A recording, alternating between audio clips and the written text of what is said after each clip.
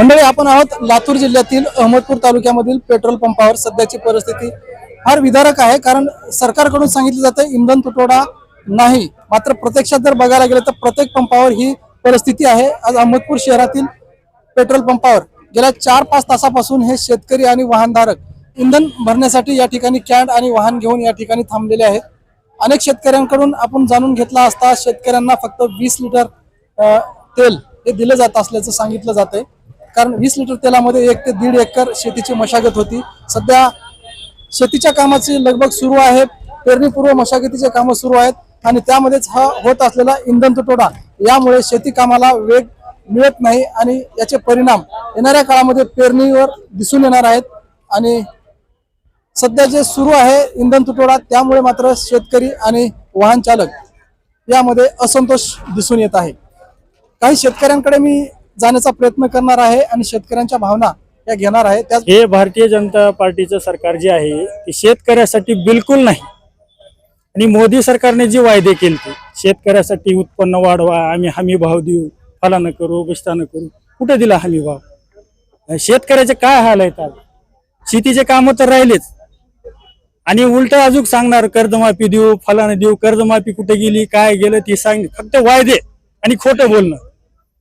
आणि त्यांचे अंधभक्त जे आहेत ते ठोकून सांगणार आणि त्यांनी राजकारणच एवढ्यासाठी करणार, हिंदू मुस्लिम फलाना बिस्ताना ह्याच्यासाठीच राजकारण. मुद्दा वेगळाच राहिला ना. शेतकऱ्यासाठी गोरगरिबासाठी काय केले त्यांनी? लाडकी बहीण म्हणून पैसे देणार, कुठले पैसे दिले? सगळे हा दुसऱ्यांदा नाही तिसऱ्यांदा आहे. आणि काही जण तर पेट्रोल डिझेल तर मिळणं शक्यच नाही. अजून शेतीचे काम शेतकऱ्याचे होणे शक्यच नाही. मजुराच्या हाताला काम नाही. आता डिझेल मिळणार झाल्यानंतर शेतकऱ्यांना काम कशी करायची, पेरणी कशी करायची? आणि तुम्हाला सांगतो, जे अवैध समजा धंदा असेल प्रत्येकाचा वेगळा, तो वेगळा विषय राहिला. प्रत्येकाला आता धंदा आहे ती वेगळा विषय राहिला. शासनानं जी शेतीचे विषयीची जी कामं आहेत किंवा गोरगरिबाचं असेल कुठं हाती धरलं का? काय केलं नेमकं?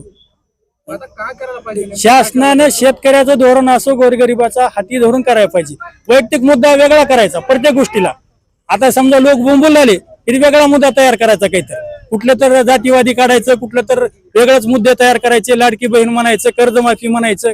काय कुणाच्या हातात आली कर्जमाफी? 6 महिने झाले तुम्ही बोंबलाला कर्जमाफी. पुन्हा शेतकऱ्याला पीक विमाच तर वेगळं राहिलं हो. व्याज भरून घेतले, सगळे चालू बाक्या झाल्या आणि कशाची कर्जमाफी देणार तुम्ही? 2025 म्हणले. लोकांनी 25 पासून चालू बाकीच केलेली आहे. अपयशी 100% अपयशी आहे. 100% राज्याचे मुख्यमंत्री जर ती सोडून द्या, ती नाव बी काढू नका त्याचं, की महाराष्ट्रामध्ये पेट्रोल डिझेलचं ते मुख्यमंत्र्याचं नावच काढू नका ना. मुख्यमंत्र्याचं नाव काय अभ्यास करायला म्हणते? काय अभ्यास करायला त्यानं? मुख्यमंत्री झाले ना, अभ्यासच करायला म्हणते. कशाचा अभ्यास करत असेल ती? काय ते गिरीश महाजन काय नाही, फक्त नेता एकच गडकरी.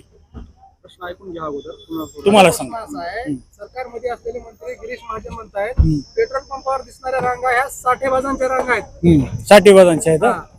त्यांना या म्हणाव की इथं बघायला शेतकरी आहेत का, साठी बाजार आहे का, हाय काळा बाजार आहे का, हाय काय नाही बघा म्हणाव येऊन. स्वतः या पाहणी करा, शेतकरीच आहेत का, खरंच कोण आहे ती बघा म्हणाव येऊन. आणि नसेल तर त्यांना पुरवठा करा म्हणाव. एक बार या म्हणाव इथं नांगर हाणाय शेतात किंवा ट्रॅक्टरवर बसून बघा म्हणाव काय राहते मशागत. एसी मध्ये बसून बघता येते, काही बी बोलता येते ना. पंपावर तुम्हाला किती दिलं जातं डिझेल? 2000च. किती दिवस पुरतोय तुम्हाला? किती दिवस? एकच दिवस. 2 घंटे. एक बी दिवस नाही. समजा नांगरटी लागल्यावर तर संपला विषय. लय का समजा कमी जास्त शहरामध्ये दररोज तुम्हाला इंधन मिळाले का? कुठे नाही. किती दिवसाला भेटतं? 3 दिवस 4 दिवस. 3 दिवसामध्ये 2000 रुपये. 2000च. 3 दिवस ती बी 4 दिवस. 2000 रुपयाच्या तेलामध्ये किती एकर शेतीची मशागत? किती एकर होणार? 1 एकर 2 एकर लय झालं. बस. तुम्हाला किती किती होणार? एकर शेती आहे? मला 20 एकर आहे. म्हणजे तुम्हाला 20 एकर 20 एकर आहे. 8 दिवस झाले फिरायला. फक्त 20 लिटर तेल मिळाले मला. शहरात अजून 4 स्वतः मालक आहे, स्वतः ट्रॅक्टर मालक आहे. या रिलायन्स पंपा व्यतिरिक्त अहमदपूर शहरामध्ये अजून 4 ते 5 पंप आहेत. त्या पंपावर तुम्ही गेला होता का? हो गेलतो की. सर्व काय हाल आहे? 2,000 कुठेही जा 2च. शिरूळ पस्तर गेलोय आम्ही. शिरूळ पस्तर गेलो 500चं तेल. एक पंप तर आता आम्ही येताना पाहिला बंदच आहे. नाही बाकी तर बंद आहेत. कुठं तर एखादी टँकर आल्यानंतर कुणी दिलं तर 2000च दिलं आणि बारी संपून चालली. बंद करायला तुमच्या या सगळ्या शेतकरी बांधवाच्या माध्यमातून सरकारला तुम्ही कोणता इशारा देणार? शेतकऱ्याच्या माध्यमातून सरकारला एकच इशारा राहील, लवकरात लवकर शेतकऱ्याला डिझेल पुरवठा करा आणि शेतीची मशागत जी राहिली आहे शेतकऱ्याची ती तुरंत झाली तर बरं. येणाऱ्या काळामध्ये अन्न पुरवठा जे आहे ती तुटवडा निर्माण होणार म्हणजे होणार, काही शेतकऱ्याला पेरणी सुद्धा होणार नाही. परिस्थिती आहे सध्या पेट्रोल पंपावर. मोदींनी सध्याची परिस्थितीला बिकट आणली आहे. आता 4 घंट्यापासून आम्ही इथे रांगेत थांबलो तरी डिझेल पेट्रोल मिळत नाही म्हणल्यावर काय करायचं आम्ही. काय वाहन काय तुमच्याकडे? आमच्याकडे ट्रॅक्टर आहे. 2 घंट्यापासून थांबलो तर रांगेमध्ये अजून पण डिझेल मिळालं नाही. पेट्रोलचे वांदे आहेत, गॅसचा वांदा आहे. काय करायचं मग, कुणाला मत द्यायचं आम्ही? अहो, महाराष्ट्र मुख्यमंत्री मुख्यमंत्री असून काय फायदा हो. महाराष्ट्राचे मुख्यमंत्री म्हणतायत की पेट्रोल डिझेलचा महाराष्ट्रामध्ये अजिबात तुटवडा मग नाही. हे काय, मग हे महाराष्ट्राच्या बाहेरची गोष्ट आहे. अफवावर विश्वास ठेवू नका. मग हे काय महाराष्ट्राच्या बाहेर आहे काय? लातूर महाराष्ट्राच्या बाहेर आहे का? तुम्ही सांगा कुठं आहे ते. आता त्यांना कळायला पाहिजे ना, त्यांनी बसलेत ना पोझिशनवर, त्यांना कळायला पाहिजे ना. आता सामान्य जनतेच्या एवढा प्रॉब्लेम आहेत, एवढ्या गोष्टीसाठी तरसावं लागायला म्हणल्यावर तुम्हाला निवडून देऊन आम्ही काय फायदा आहे? हजारो माणसं इथे बसलेत, त्यांचा काय विषय आहे? पंप चालकाकडून एका शेतकऱ्याला 2000 रुपयाचं तेल दिलं जातं. त्या 2000 रुपयाच्या तेलामध्ये 2000 रुपयाच्या तेलामध्ये काय होणार सांगा? एकाच नांगरून बी होणार नाही बरोबर. सगळं अर्धवट काम होणार ना. मग द्यायचं तर पूर्ण द्या, नाही तर देऊच नका. अशीच जर परिस्थिती अशी परिस्थिती राहिल्यावर आम्ही कसं जगायचं? अशी झाली तर आता उद्या पेरणीचे दिवस आहेत, शेती मशागतीचे काम. हो ना. पेरणी कशी करायची? मग तीच प्रॉब्लेम आहेत. आता त्यांना कळायला पाहिजे ना, वरी बसलेत. मग त्यांच्याकडनं जर प्रॉब्लेमचं सोल्युशन होत नसेल तर सोडून द्या, दुसऱ्याला बसवा. तुमच्याकडनं होत नाही ना तर तुम्ही खाली बसा ना, दुसऱ्याला द्या. एखाद्या प्रॉब्लेमचं सोल्युशन तुम्ही करू शकत नाही म्हणल्यावर तुमच्याकडे काय? आपणच त्यांना जनतेनेच निवडून दिले ना. मग आता रिझाईन मागते ना, तुमचं क्वालिफिकेशन नाही ना तेवढं. मग तुम्ही आमचे प्रॉब्लेम सॉल्व्ह करू शकत नाही म्हणल्यावर तुम्ही तुमचा अधिकार बी नाही तिथे बसण्याचा. म्हणजे सरकारनं पाय उतार व्हावा असं तुम्हाला म्हणायचं? हा, दुसरं सरकार निवडून द्यायचं. सरकारचं धोरण आता तुम्ही मला सांगा, एखाद्या व्यक्तीला जर जॉब द्यायचा असेल तर त्याचं क्वालिफिकेशन बघता. तिथे सगळे भ्रष्टाचारी बसलेत, रेपिस्ट बसलेत, त्यांचं काय आहे? त्यांचं काय क्वालिफिकेशन आहे का? नाही. मग तिथे बसून त्यांना काय त्यांनी हे करणार आहेत, स्कीम करणार आहेत, काय करणार आहेत? सगळे दलिंदरी पण आज चालू आहे ना. तुमचं गाव कोणतं? कोपदेव परगा, तालुका अहमदपूर, जिल्हा लातूर. योगेश कालिदास गोटे, मी सिनियर अकाउंटंट आहे Vrindavan veg oil private limited मध्ये.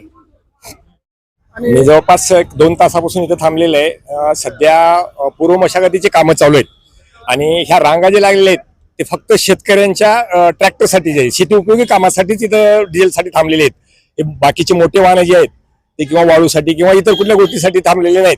तर शेती मशागतीसाठी जर एवढ्या रांगा लागत असतील किंवा एवढी शेतकऱ्यांना परेशानी होत असेल तर भविष्यात जो कृषीप्रधान देश म्हणून जी आपली गणना केली जाते हे खरंच ही वाक्य बरोबर आहेत का किंवा सध्याचे जे शासनाचे धोरण आहेत ती योग्य आहेत का हे विचार करण्याची बाब आहे. आज ह्या एकीकडे भारत हा महासत्तेकडे वाटचाल करतोय असं सांगितलं जातंय. देशाची अर्थव्यवस्था बळकट होते असंही सांगितलं जाते आणि जर बघायला गेलं प्रत्यक्षात ग्राउंड तर ही परिस्थिती आज आपण बघताय. मग हे तर सरकारचं धोरण चुकीचं आहे किंवा सरकार अपयशी झाले का असं म्हणता येईल?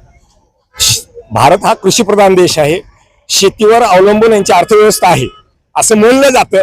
पण वास्तवात शेतकऱ्यांना डावलून किंवा शेतकऱ्यांचं जेवढं नुकसान होईल शेतकऱ्याकडे अजिबात लक्ष दिलं जात नाही. ह्या गोष्टी इथं आज शहरवासियांना सुद्धा लक्षात दिलेले आहेत की लहान लहान मुलं घेऊन स्वतःचे पालक आज हे मुलं अक्षरशः ट्रॅक्टरच्या डिझेलसाठी थांबलेले आहेत. इथं रांगेत थांबलेले आहेत 2-2 तासापासून आहेत. हा मुलगा पाण्यासाठी तरसतोय. आता उन्हाचं टेम्परेचर एवढं असलेलं आहे, आता सध्याच्याला परेशानी आहे पण विलाज नाही काही. आणि याची खतखत किंवा याची व्यथा मांडायची कुठं हा सुद्धा प्रश्न गंभीर आहे. सरकार गेल्या अनेक दिवसापासून असं सांगतंय की शेतकऱ्यांना किंवा कुठल्याही वाहनाला डिझेल किंवा पेट्रोल कमी पडणार नाही. कमी पडणार नाही. मग हे इथं काय म्हणजे शूटिंगसाठी किंवा टाइमपास म्हणून थांबलेले नाहीत. आज सुगीचे दिवस आहेत, अक्षरशः पेरणी लागणारी कामाची म्हणजे एवढा वेळ नाहीये इथं थांबायला शेतकऱ्यांना. जर समजा इथं जर कुणी म्हणलं 1000 रुपये देतो तू थांब बाबा 1 तास तर कुठलाही ड्रायव्हर किंवा ट्रॅक्टर मालक अजिबात थांबणार नाही या ठिकाणी. सरकारमध्ये मंत्री असलेले गिरीश महाजन म्हणतात की पेट्रोल पंपावर लागलेल्या रांगा साठेबाजांच्या आहेत आणि साठेबाज आहेत. काय सांगणार? अहो ह्या गोष्टी मीडिया समोर त्यांनी बोलण्याच्या म्हणजे ठीक आहे त्यांना बोलू शकतील त्यांनी, पण वास्तव ग्राउंड रिपोर्टवर इथं बघायचं काम आहे. आज कुठलाही शेतकरी स्टॉक नाही पण त्याच्याकडे ऐकत नाहीये शेतकऱ्याकडं. मग या पेट्रोल पंप चालकांनी साठा केलाय का असं तुम्हाला म्हणायचं? अजिबात नाही. स्टॉक इथं जर स्टॉक असेल तर स्टॉक किती करणार आहे त्यांनी? ते चुकीचं आहे. असेल पण ती पेट्रोल आता तिथं असायला पाहिजे ना. स्टॉक पुरवठा विभागाला विचारलं पाहिजे तहसीलदारांना आपण जाऊन संबंधित, की बाबा इथं स्टॉक आहे का, आहे तर तिथं तुमच्याकडे किती स्टॉक आहे काय नाही, तहसीलदारांनी बी या ठिकाणी सांगितलं पाहिजे पुरवठा विभागाने. तर या होत्या शेतकरी आणि यांच्या प्रतिक्रिया. एटीएन मराठीसाठी मी भीमराव कांबळे, अहमदपूर, लातूर.